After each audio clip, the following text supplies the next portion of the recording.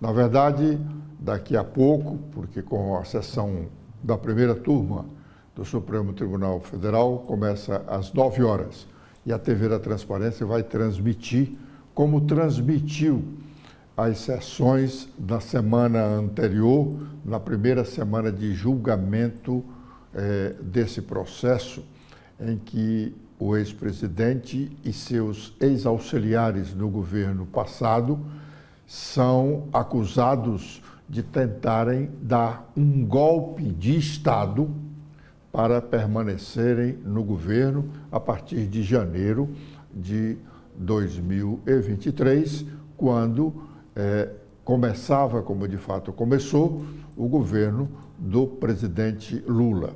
A TV da Transparência vai transmitir todas as sessões desta semana. Espera-se que até sexta-feira essa situação já esteja definida. Isso não significa dizer que todo esse processo instaurado no Supremo Tribunal Federal, com base em denúncia do Procurador-Geral da República contra pessoas que atentaram contra o regime democrático brasileiro, esteja concluído. Não, porque estão sendo julgados apenas 8 dos denunciados. Tem outros denunciados que serão julgados posteriormente. Talvez esse processo no todo não seja concluído ainda no decorrer deste ano, porque são vários outros processos. Este é o primeiro grupo, um grupo de 8 pessoas, onde entendeu o Ministério Público Federal, o Procurador-Geral da República, são os cabeças do movimento. O próprio ex-presidente Lula e alguns dos seus ex-ministros, destacando-se dentre eles o general Walter Braga Neto, que, por sinal, foi candidato a vice-presidente na chapa do presidente, na chapa derrotada do ex-presidente Jair Bolsonaro. Na primeira semana, nós tivemos a leitura do relatório do processo. Depois da leitura desse relatório, feita pelo ministro Alexandre de Moraes, que é o relator da causa, tivemos a reafirmação da acusação feita pelo Procurador-Geral da República, e aí se iniciaram as defesas orais de todos os 8 réus. Durante toda a semana, os advogados fizeram a defesa oral dos seus respectivos constituintes. Terminada esta fase, agora então, os ministros da primeira turma do Supremo Tribunal Federal, no caso, a primeira turma é presidida pelo ministro Cristiano Zanin e é integrada pelos ministros Carmen Lúcia, Luiz Fux, Flávio Dino e Alexandre de Moraes, que é o relator do processo. Hoje, quem primeiro fala é o ministro Alexandre de Moraes. Ele vai expor o seu voto.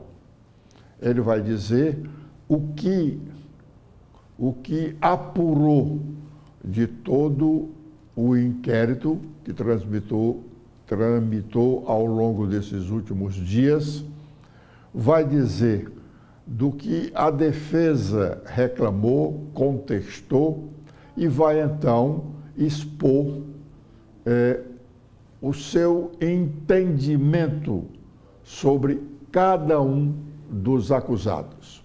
Ele vai falar especificamente sobre cada um dos acusados. Inicialmente, pode ser levantada a questão que foi suscitada por alguns dos advogados defensores desses réus quanto à validade da delação feita pelo tenente-coronel Mauro Cid, que era um dos ajudantes de ordens do ex-presidente Jair Bolsonaro. Há questionamentos se ela deve ser aceita, válida ou não. Provavelmente ela será aceita, será validada, mas há controvérsias. Depois de definida essa situação, então aí o ministro Alexandre de Moraes vai dizer do que apurou e o que ele entende, ou que pena deve ser decretada para cada um dos réus. Ele vai falar individualmente sobre o réu Jair Bolsonaro, Almir Garnier, que é um almirante da Marinha, com o Anderson Torres, sobre o Augusto Heleno, que é um general da reserva do Exército, sobre o réu Paulo Sérgio Nogueira, outro general do Exército Brasileiro, e do Walter Braga Neto, também general do Exército Brasileiro. Este, o general Walter Braga Neto, está preso numa das dependências do Exército no Rio de Janeiro. E o ex-presidente Jair Bolsonaro está com prisão domiciliar em Brasília. Concluído o voto do ministro Alexandre de Moraes, aí cada um dos outros ministros vai expor o seu voto. Não tem tempo para que cada um dos ministros exponha o seu voto. Eles podem ser longo ou sucinto. Sem dúvida, todos serão longos. Talvez o do ministro Luiz Fux venha a ser o mais longo, porque espera-se que ele conteste algumas das acusações aceitas pelo ministro relator e, sem dúvida,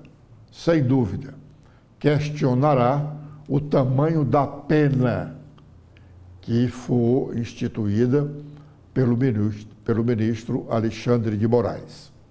Mas cada um dos ministros terá o direito de emitir o seu voto no tempo que for necessário e, pelo seu entendimento, definir o tamanho da pena. Ao final da votação de todos os ministros, o que se espera acontecer até a próxima sexta-feira, aí haverá uma sessão só para discutir a dosimetria da pena, ou das penas. O que é isso? Os ministros vão discutir se o fulano deve ter realmente aquela pena de prisão de 10 anos, ou de 8, ou de 4, ou de 6, se alguém deve ser absolvido ou não. Isso é o que se chama de dosimetria das penas. Porque todos, sem dúvida, ou a maioria, vai decidir por penas diferenciadas. O ministro Alexandre de Moraes, com certeza, decretará a pena máxima, no seu entender, não a pena máxima estipulada pela lei para todos os crimes, porque no caso aí, o ex-presidente Jair Bolsonaro poderia ser condenado até a 40 anos de prisão. Ele pode entender que a pena máxima aí não chegue aos 40 anos, chegue aos 30 anos, porque pena tal, por pena tal, ele deverá cumprir 3 anos de prisão, por outra 5, por outra 3 e assim por diante. No contexto geral, o somatório das penas decretadas pelos ministros é que vão fazer com que eles discutam a dosimetria e encontrem um tempo adequado de condenação, se houver, para cada um dos réus. Isto deve acontecer na sexta-feira, que é o último dia da semana previsto para essa etapa do julgamento. Definida as condenações ou absolvições, no caso das condenações, os condenados terão direitos a pelo menos 2 recursos, mas recursos que não têm grande significação. Todos eles podem ser decididos na própria primeira turma, mas só após a decisão desses recursos é que as penas, se realmente existirem, começarão a ser cumpridas. Então, e aí, se alguém realmente for condenado à prisão, não é que o assunto fique já no esquecimento total da população. Não, mas ele vai cair no esquecimento de boa parte da população e nós poderemos discutir outros assuntos no Brasil, que não este de condena ou não condena Bolsonaro. Se devemos continuar com essa polarização da política, com Bolsonaro de um lado e Lula de outro. Terminada essa primeira etapa, sem dúvida, partiremos para outras discussões. Mas o processo continua em relação aos outros réus.